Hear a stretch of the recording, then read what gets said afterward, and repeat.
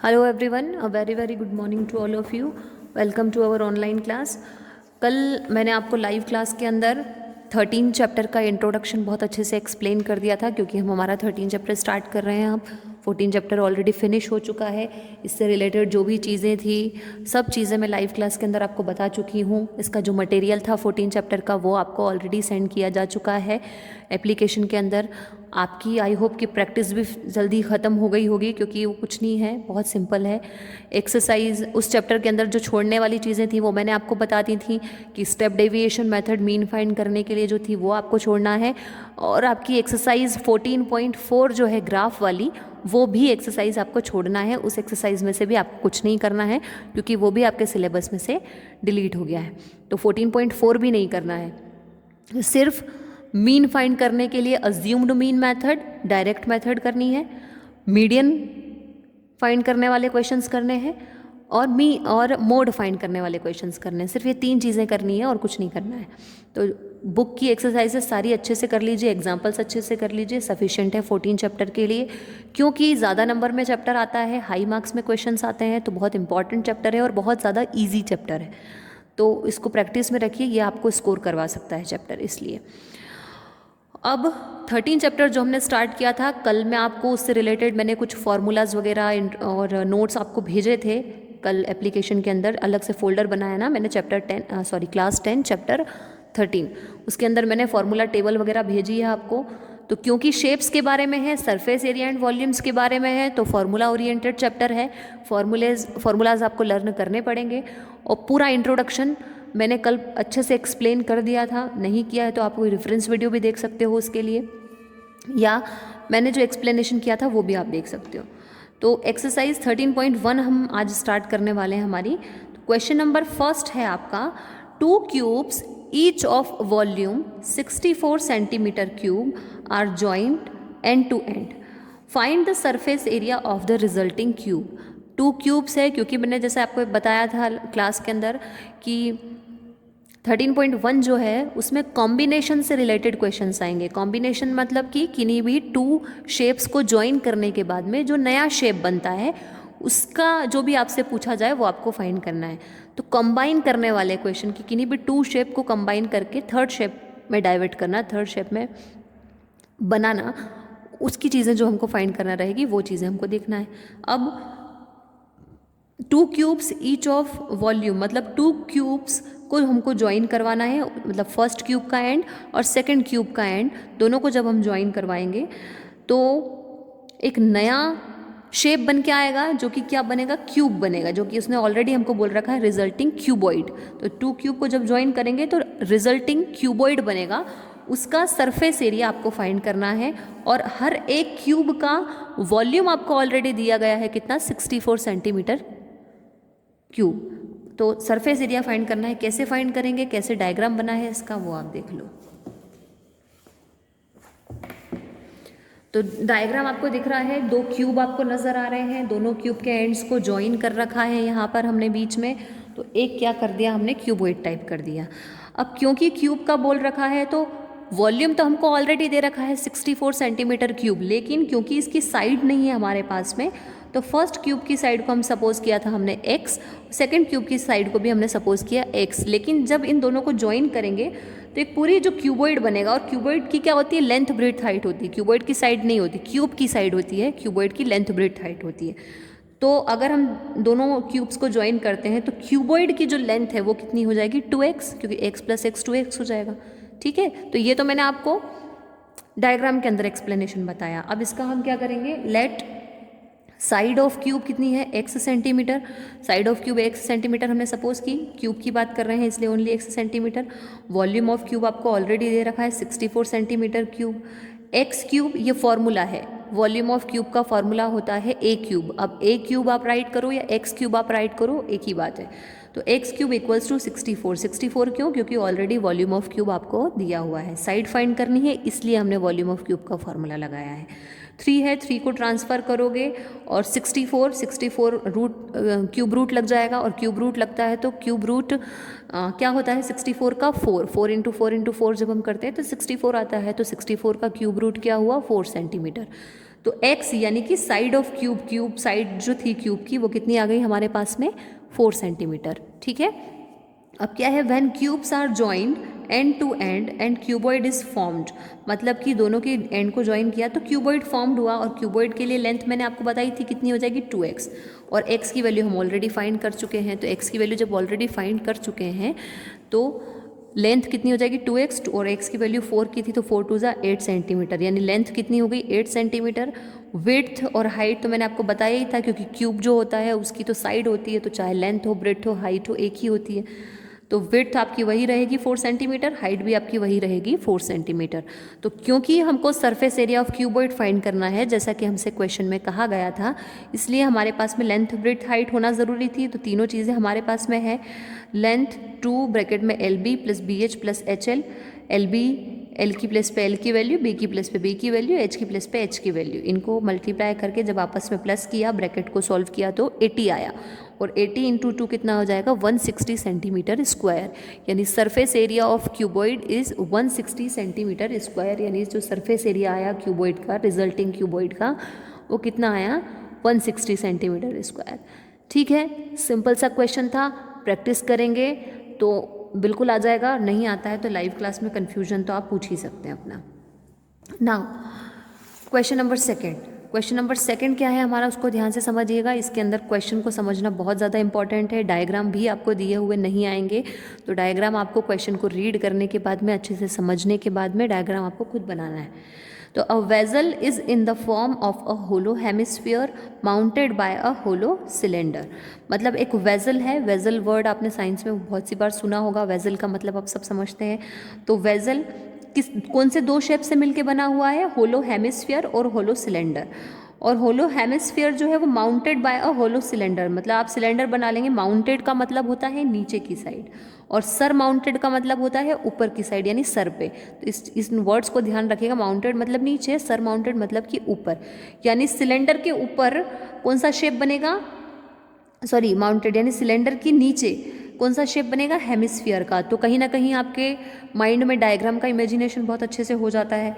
आगे बोला है उसने, the diameter of the hemisphere is 14 centimetre, यानी जो हेमिस्फीयर है इसके अंदर शेप, उसका डायमीटर कितना है 14 सेंटीमीटर है। And the total height of the vessel is 13 centimetre, total height यानी कि वेजल की हाइट, यानी कि हेमिस्फीयर को और सिलेंडर को दोनों को ज्वाइन जब हम करेंगे तो वेजल बनेगा। तो उस पूरे वेजल की हाइट कितनी दे रखी है 13 सेंटीमीटर। तो find the inner surface area of the vessel, vessel मतलब जो दोनों को ज्वाइन करने के बाद में जो वेजल बन रहा है उसका इनर सरफेस एरिया हम लोगों को क्या करना है, फाइंड आउट करना है।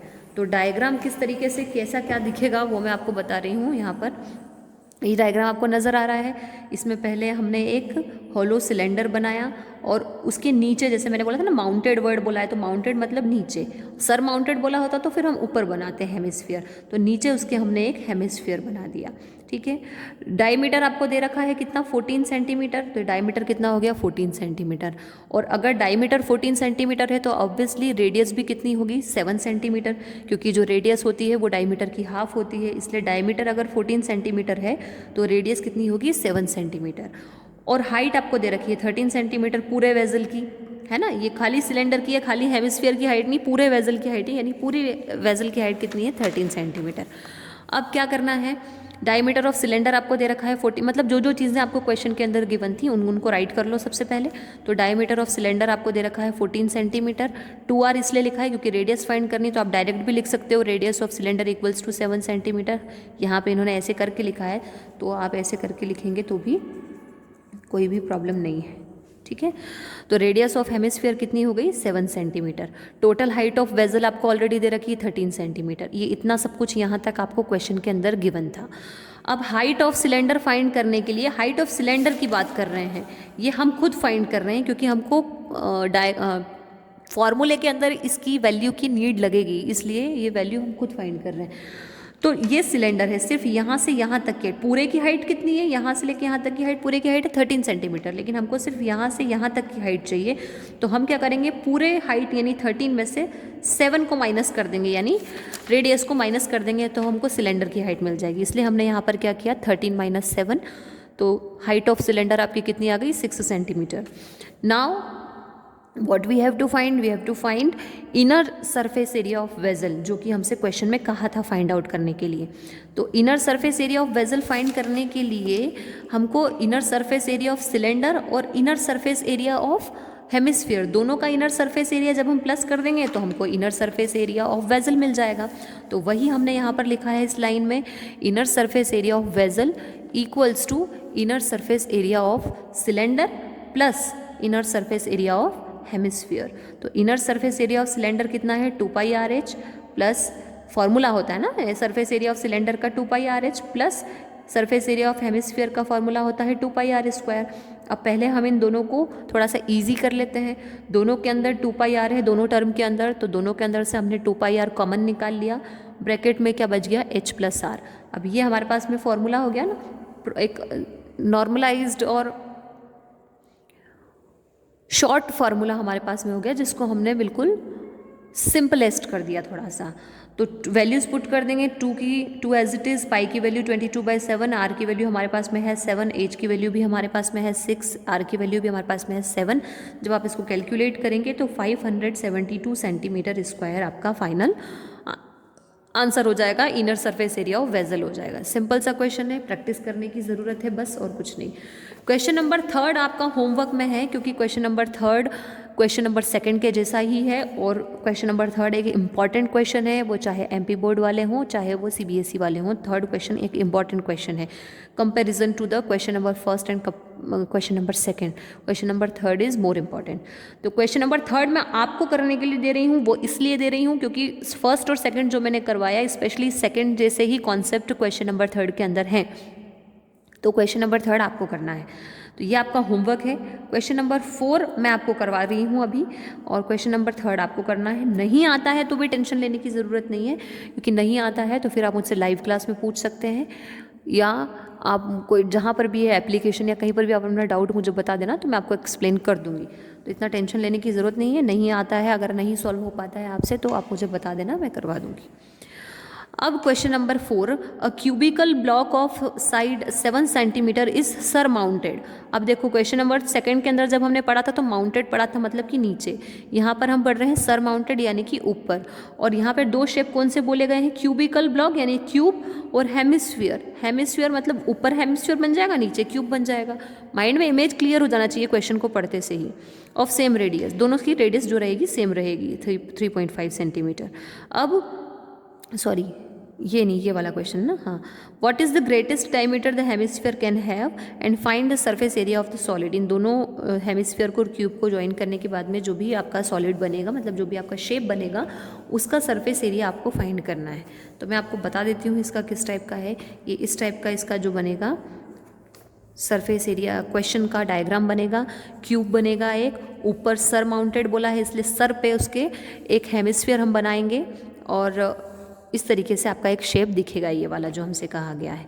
अब क्योंकि साइड बोली गई है हमसे 7 सेंटीमीटर, उसने हमसे डायमीटर नहीं बोला है, लेकिन क्यूब की साइड और हेमिस्फीयर का डायमीटर एक ही चीज़ है, दोनों इक्वल ही हैं। इसलिए डायमीटर अगर नहीं भी दिया गया है तो भी डायमीटर 7 सेंटीमीटर ही है क्वेश्चन में, जो आपको साइड बोली है, क्योंकि क्यूब का साइड और हेमिस्फीयर का डायमीटर एक ही चीज़ है। इसलिए side of cubical box A equals to 7 centimetre and also diameter of hemisphere is 7 centimetre because of the diameter of hemisphere and side of cubical box is equal. So अगर diameter 7 centimetre है तो radius कितनी हो जाएगी, 7/2 centimetre, है ना। अब हम इसके अंदर फॉर्मूला अप्लाई कर देंगे। अब देखिए मैं आपको क्वेश्चन के डायग्राम के अंदर ही एक्सप्लेन कर देती हूँ कि आप सरफेस एरिया ऑफ सॉलिड कैसे निकालेंगे। कैसे निकालेंगे कि ये जो आपका क्यूब है, पूरा सरफेस एरिया ऑफ क्यूब है, इस सरफेस एरिया ऑफ क्यूब में से हम base area of hemisphere minus कर दें और